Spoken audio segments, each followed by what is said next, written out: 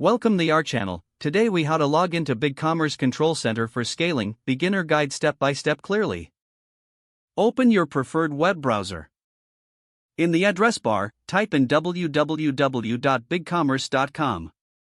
Press enter to navigate to the website. Once the page loads, look for the login button located at the top right corner.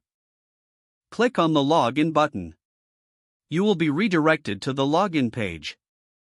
Enter your email address associated with your BigCommerce account in the designated field. Next, input your password in the provided space.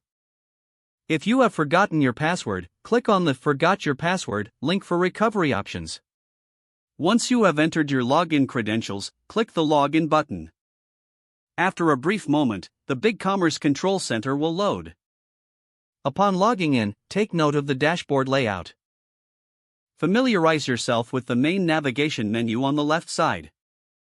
This menu provides access to various sections such as products, orders, and store design.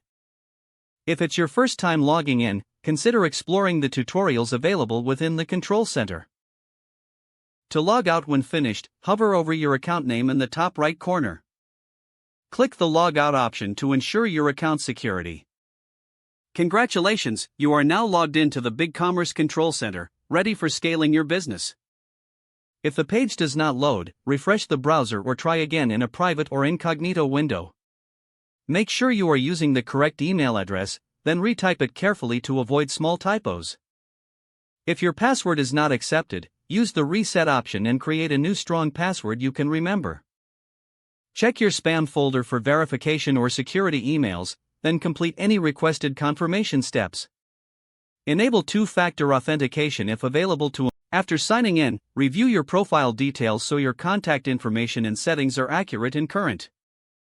If you see an error message, note it down and try again after restarting your device and internet connection. Log out when you finish, especially on shared devices, to keep your account and payment information secure.